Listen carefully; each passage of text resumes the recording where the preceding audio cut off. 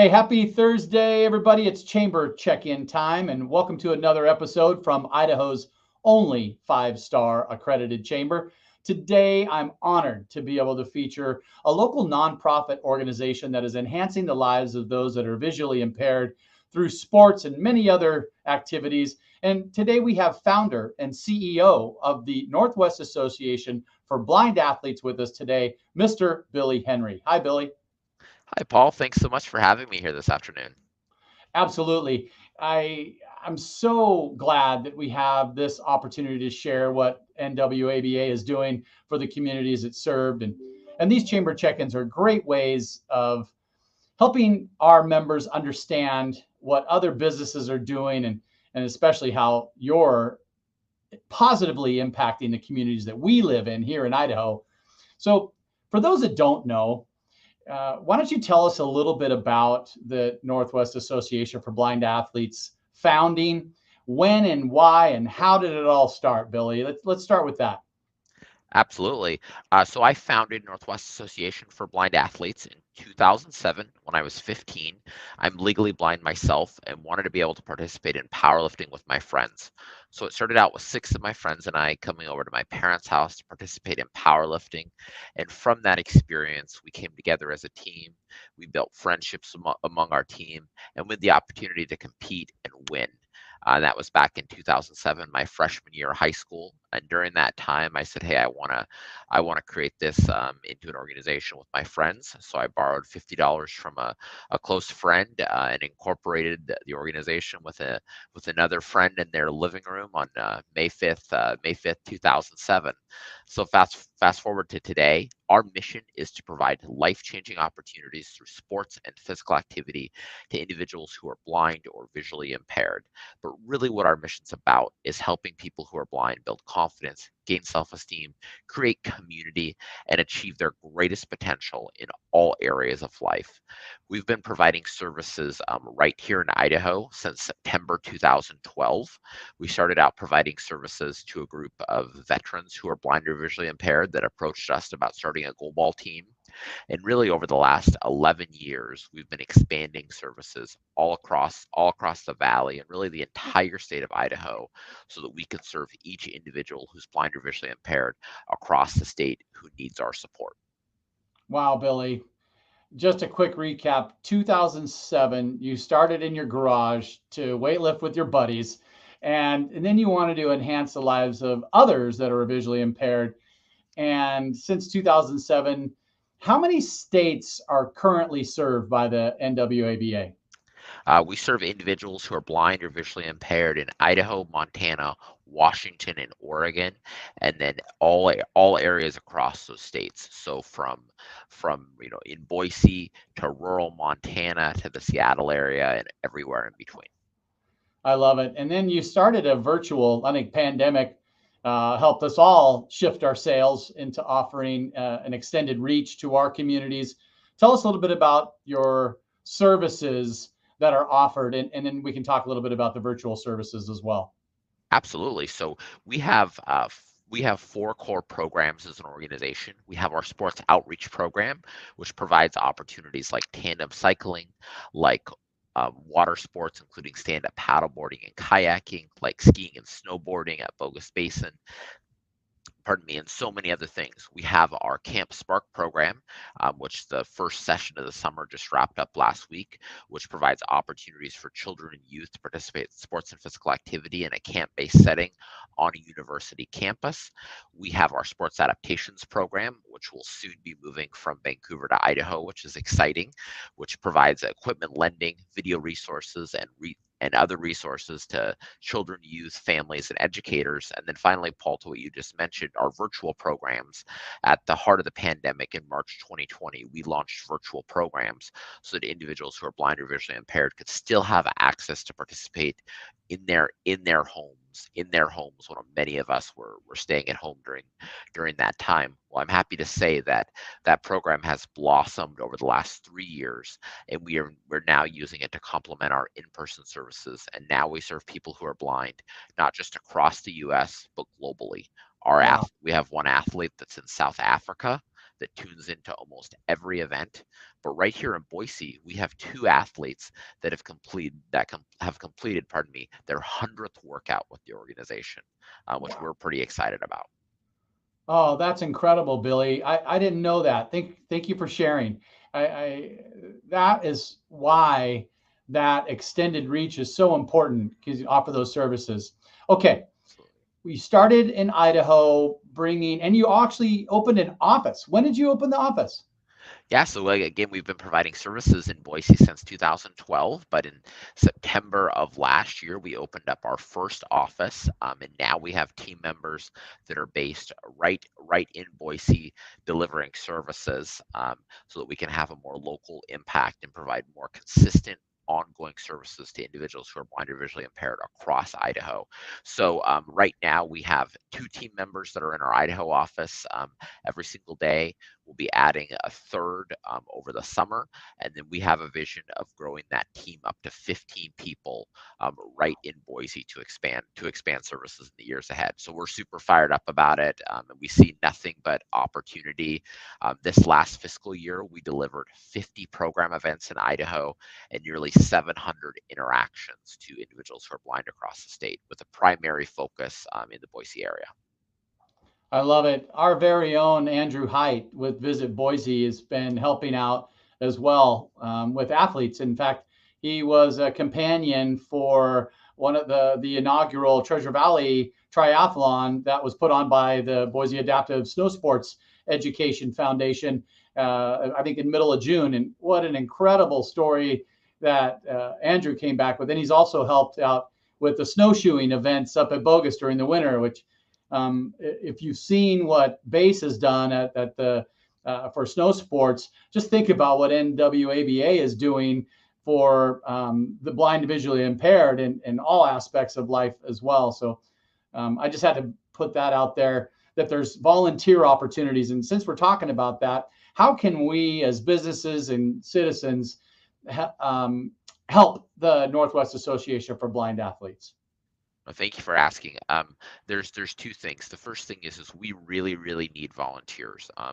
As I mentioned earlier, we hit nearly 700 program interactions, but the challenge that we're having is that post COVID-19 pandemic, it's a lot harder to recruit volunteers. So if anyone is interested in volunteering, or you know someone that's interested, you can visit nwaba.org/volunteer, and that'll have a complete guide on how to sign up, or you can reach out to me personally. But we really need adult volunteers to fuel our program events. And Paul, why that's important is that if we do a tandem cycling event for 20 athletes, that means that we need 20 volunteer pilots to help us. So volunteers are a direct connection to the number of individuals that we're able to serve. So the more volunteers we have, the more individuals that we can serve. So that's a huge focus for us as we kick off our new fiscal year on July 1st, is really getting enough volunteers so that we never have to say no to any of our athletes who want to be able to participate. So the first thing would be volunteers. The second thing is we don't charge anything for the programs and services that we offer, and we're fully funded based on the support of our community. So we have a dinner and auction coming up on Saturday, October 21st. Our goal is to raise $300,000 to support our mission and programs. So if anyone is interested in that, I'd love to share more, have a conversation, and really share more about our vision for what's possible as an organization, because we've really truly just scratched the surface of what we can do and have huge ambitions for the years ahead. So the Spark Dinner, October 21st, you mentioned. That's a Saturday, I think, from probably 6 to 9. My wife and I have been a part of that for many years, and we'll be doing another table with y'all again, Billy. There's also a couple other things that folks can get involved with. You've hosted these Dinner in the Darks, and I've had the opportunity to experience Dinner in the Dark, and where you basically eat dinner with vision impairment goggles on, right? For lack of a better term. And you get to experience that. Tell us a little bit about Dinner in the Dark and how people can get involved with that. Absolutely. So Dinner in the Dark is part of our Spark Dinner and Auction on Saturday, October 21st, and it's a buy-in event where people can buy tickets as part of an auction package. Pardon me. And then that gives them an opportunity to have a really exquisite meal with beverage pairings if they'd like it, and have that opportunity to experience dining in the dark. So what that looks like, Paul, is that people wear blindfolds. They have an opportunity to be blindfolded their entire dinner, which some people have done, or they have an opportunity to wear a blindfold for certain parts of the course, take it off, see how messy their plate is, and just really have that experience and have that opportunity to see what it's like to experience blindness. It's a really fun, I think, a fun awareness opportunity. It's an amazing meal. Typically, we've hosted it at Hillcrest Country Club. Really amazing group, and I think just gives you a different perspective and gives you a little bit better of an idea of what our athletes experience on a day-to-day basis. With that experience, I would just like to add that when you're skiing or cycling or running or jogging or paddleboarding and you're blind, the confidence that you have to have in yourself and your helper has got to be unparalleled. I try to ski down the hill every once in a while and just close my eyes and think about what that would be like just for a moment. I can't even imagine the courage and confidence factor that has to be for a blind or visually impaired person to be able to put their faith into someone, a guide, for lack of a better term. Tell us a little bit about some of your athletes, and I don't know if you have any stories you could share about their courage or confidence. Absolutely. So one thing that I should note is that we serve individuals that are as young as 6 months old, and they're learning how to swim with their parents for the first time after their families realize that they have a visual impairment. And then we serve individuals that are in their 80s. We serve individuals that have been legally blind since birth, like myself, or or we serve individuals that have lost their vision in their 30s, 40s, 50s, or 60s that are looking for a place to turn. And I think the greatest one of the greatest stories that I've ever heard, and Paul, this kind of connects with what you were saying, is one of our athletes who lost his vision in a tragic accident. He had regained his career, he'd regained some of his sense of community, but he never regained the opportunity to get back on the mountain, and we provided that opportunity for him to go skiing for the first time a few years ago after losing his sight 10 years prior to that, and he had the opportunity to go skiing and experience that wind on his face and have that same opportunity he had when he could see, and then several months later he got to do it with his son. And I know that for him, that was one of the most powerful, life-changing events of his life, to be able to regain that independence. And that's just one of thousands of stories that our athletes have each year. Each individual that we serve, comes to us, and we meet them where they're at to help them be successful. So our athletes might come to us for community. They might come to us to be able to meet new friends after they've lost their vision later in life, or they might come to us and say, "Hey, I really want to be competitive and I want to do something." And we're here for whatever their needs are to help them be successful and reach their greatest potential. Billy, thank you so much for sharing that story with me. It's those stories that fuel your mission as well as just enhance the communities that we serve. And I think that there's a lot of things that we'll find when we learn more about NWABA and the services that you provide. Right now, I have your website scrolling on the bottom of the screen for anybody who's looking at learning more about Northwest Association for Blind Athletes. You can just type in nwaba.org. It'll pull up the website, which, by the way, great job on that, Billy. Congratulations on your Idaho office. We're so glad that you're here and enhancing the lives of our entire community by the services that you provide. And in closing, Billy, is there anything else that you'd like to educate the public on while I have you today? Absolutely. I would say if I were to leave with one thing this afternoon, I would say that Northwest Association for Blind Athletes is so much more than just participating in sports and physical activity. It's about helping individuals who are blind or visually impaired reach their greatest potential in all areas of life and build the confidence, self esteem, friendships, and community to do that.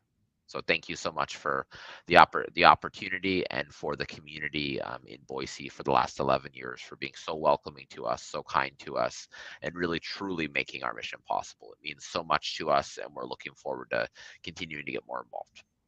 Well, shout out to your team, Sue and Sam, for all the work that they do as well. All the boots on the ground volunteers that are helping NWABA, and your area leadership council for their guidance and helping connect community with NWABA. Big round of applause for y'all. And thank you for your investment in the chamber for so many years. I remember when we first met, Billy, that was such an awesome opportunity to connect. And I remember the first time you did a hole sponsor at one of our golf tournaments, and you had the golfers wear visual impairment goggles. And I think some of them golfed better from the tee box when they couldn't see. I think you're right. Hey, that's awesome, Billy. Thanks again for everything you're doing. I look forward to our next conversation, and October 21st from 6 to 9 at the Boise Center, the Spark Dinner. I look forward to seeing you there.